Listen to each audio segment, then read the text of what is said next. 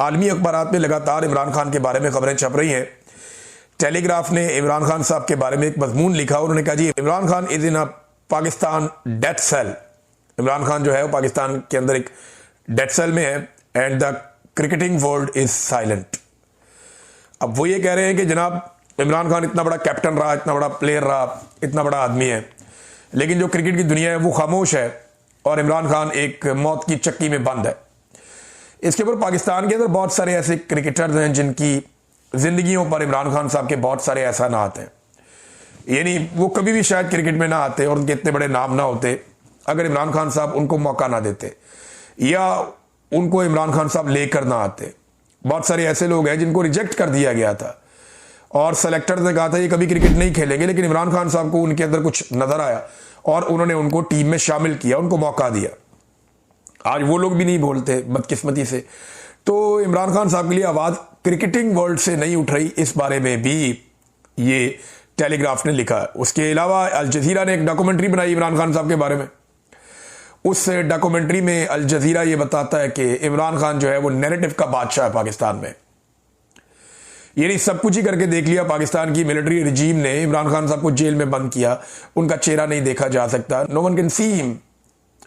और बात सिर्फ इतनी सी है कि out of sight out of mind, कि जो आदमी आपको दिखाई नहीं देता वो आदमी आपके दिमाग में नहीं आता, उस आदमी को आप भूल जाते हैं।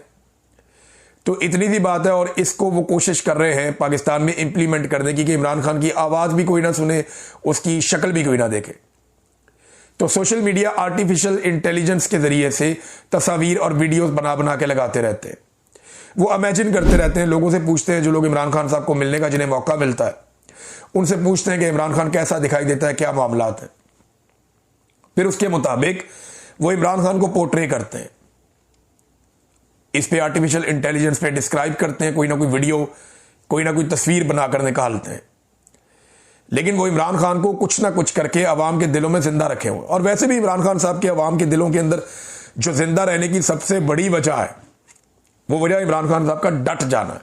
देखिए ना, नवाज शरीफ साहब ने भी ये बेड़ा उठाया था, लेकिन मियां नवाज शरीफ साहब ने अवाम को धोखा दिया और अवाम का सौदा कर दिया, उन्हें इनकलाब के लिए खड़ा किया और सौदा कर दिया। पीपल्स पार्टी ने भी अवाम का सौदा कर दिया। इमरान खान ने अभी तक अवाम का सौदा नहीं किया। इमरान खान ने अवाम से कहा कि ये लड़ाई मैं लड़ूंगा, अवाम ने कहा लड़ाई जी हम आपके साथ हैं। तो इमरान खान मार खा रहा है लेकिन उसने अवाम का सौदा नहीं किया। ये एक बड़ी वजह है लोगों के इमरान खान के साथ खड़े होने की। अब देखें ना, कभी आप टिकटॉकर ले आए, कभी आप मौलवी ले आए, कभी आप कुछ और ले आए, एक के बाद एक चीज आप लॉन्च कर दें, लेकिन इमरान खान के बयानिए का तोड़ आपके पास नहीं है। सायरा बानो साहिबा बड़ी अच्छी पॉलिटिशियन है, बड़ा खुलकर बात करती हैं। उन्होंने एक ट्वीट किया बड़ा इंटरेस्टिंग। उन्होंने कहा जी आप भी खुलकर सामने आ जाए ना, ये वाडा और मुनीफ फारूक जैसे लोगों को ना भेजा करें। असेंबली में ऐसी मनहूस शक्लें लेकर आ गए हैं जिनको गली का कुत्ता भी ना जानता हो। गोद में नहीं जूतों में बिठाया है, एक पार्टी एक जूते में और दूसरी पार्टी दूसरे जूते में। ये जनाब एस्टेब्लिशमेंट को सायरा बानो साहिबा ने मशवरा दिया कि आप ही आ जाओ। थोड़ा अर्सा पहले डीजी साहब गाली वाली भी देकर गए, काफी बड़ी एक उन्होंने प्रेस कॉन्फ्रेंस की है जो सारी की सारी सियासी प्रेस कॉन्फ्रेंस थी और एंड में कह दिया जी फौज को सियासत में ना घसीटें। तो सायरा बानो साहिबा ने मशवरा दिया कि आप ही आ जाओ, इधर उधर आप क्या देखते हैं। नाज़रीन, जनरल बाजवा पे सिस्टम हाथ नहीं डाल रहा, यानी असल में तो हाथ डालना चाहिए जनरल बाजवा पे, लेकिन जनरल बाजवा पे सिस्टम हाथ नहीं डाल रहा। वजह क्या है? वजह है जनरल बाजवा का साबिक आर्मी चीफ होना।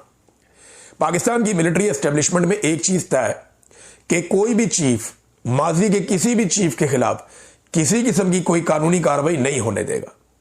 उसकी एक वजह है, जब एक चीफ के खिलाफ एक मर्तबा कानूनी कार्रवाई हो गई ना, तो उसके बाद हर आने वाला चीफ खतरे में होगा।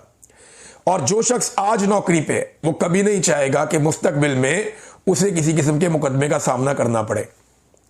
ये सादी सी बात।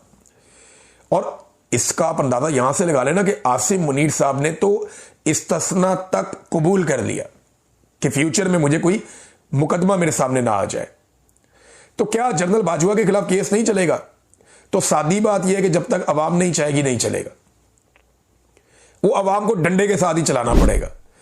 क्योंकि जनरल बाजवा ने अपने मुंह से कहा और मैंने अपने कान से सुना जनरल बाजवा ने कहा कि आप लोग फौज के निज़ाम को नहीं समझते। बेशक मैं रिटायर हो गया हूं, लेकिन फौज मेरे ऊपर कभी भी कोई मुकदमा नहीं होने देगी।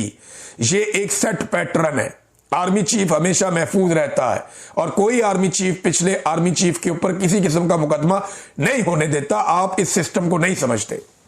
ये बात जनरल बाजवा ने कही और मैंने और मेरे एक और दोस्त ने अपने कान से सुनी। फोन पे वो बात कर रहा था, मैं सुन रहा था और मैंने ये सारा कुछ सुना। अब मामला ये है कि हर कोई अपने बड़े की कुर्बानी दे देता है। पॉलिटिकल पार्टीज जो है अपने लीडरों को जेलों में जाने देते हैं। पुलिस का कोई आईजी है, उसको उठा के जेल में डाल दो, हो जाता है।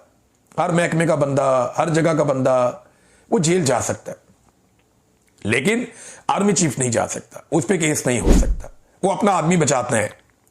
यहां सबके लिए सीखने के लिए कि सियासतदान इकट्ठे नहीं हो सकते, वो अपना आदमी नहीं बचा सकते।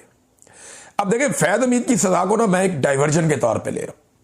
मिसाल के तौर पे आप चीजें देखें ना क्या क्या हो रही हैं कि असल मसाइल से तवज्जो हटाओ।